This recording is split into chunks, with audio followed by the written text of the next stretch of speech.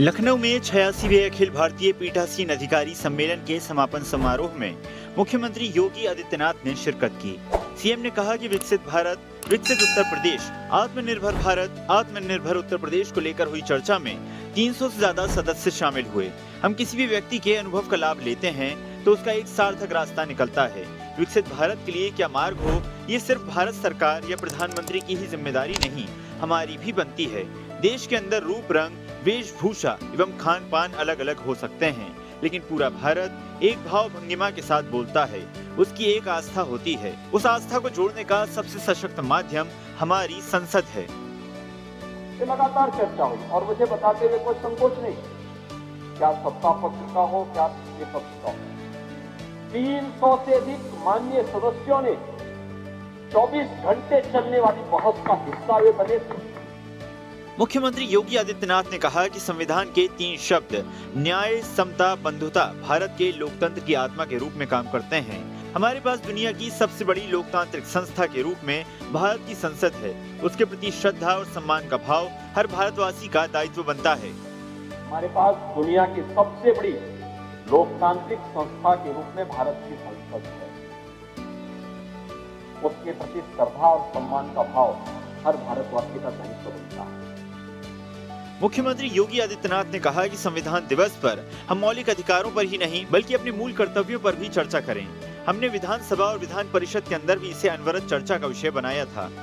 संविधान दिवस पर भी हम मौलिक अधिकारों पर ही नहीं बल्कि अपने मूल कर्तव्यों पर भी चर्चा करें। यहाँ पे अनवरत चर्चा हमने विधानसभा के अंदर, विधान परिषद के अंदर इस चर्चा को भी एक अनवरत चर्चा का विषय बनाया था।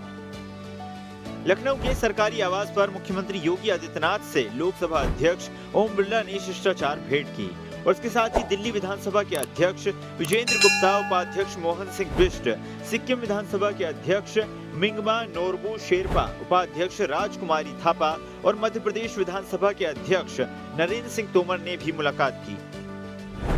मुख्यमंत्री योगी आदित्यनाथ ने 24 से 26 जनवरी तक होने वाले उत्तर प्रदेश दिवस की तैयारियों को लेकर उच्च स्तरीय समीक्षा की।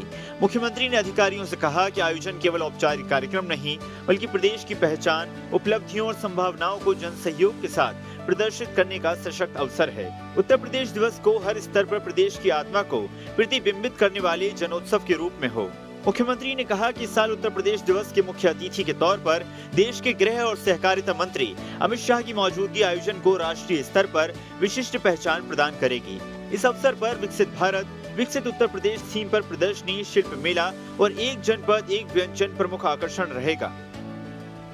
मुख्यमंत्री योगी आदित्यनाथ ने स्वतंत्रता समर को नई दिशा देने वाले आजाद हिंद फौज के संगठनकर्ता महान क्रांतिकारी रास बिहारी बोस की पुण्यतिथि पर विनम्र श्रद्धांजलि अर्पित की।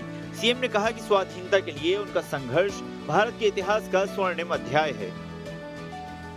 मुख्यमंत्री योगी आदित्यनाथ ने पुरातन परंपराओं के अनुपम प्रतीक मेघालय राज्य के स्थापना दिवस की सभी मेघालय वासियों को हार्दिक बधाई और शुभकामनाएं दी।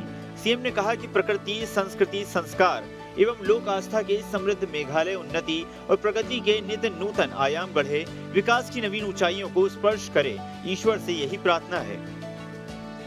मुख्यमंत्री योगी आदित्यनाथ ने मणिपुर राज्य के स्थापना दिवस की सभी मणिपुर वासियों को बधाई और शुभकामनाएं दी। सीएम ने कहा कि कला, कौशल और विविध संस्कृतियों से संपन्न ये राज्य शांति, प्रगति और समृद्धि के पथ पर सतत अग्रसर रहे, यही कामना है। मुख्यमंत्री योगी आदित्यनाथ ने अनुपम लोक कलाओं से समृद्ध त्रिपुरा राज्य के स्थापना दिवस की त्रिपुरा वासियों को हार्दिक बधाई और शुभकामनाएं दी।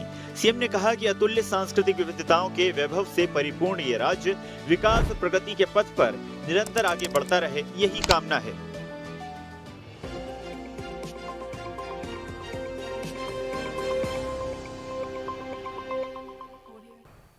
ऐसे ही वीडियोस के लिए लाइक करें, शेयर करें, फॉलो करें। YouTube पर जाकर सब्सक्राइब कर बेल आइकन दबाना ना भूलें और ताजा अपडेट्स के लिए swedeshlive.com पर जरूर जाएं।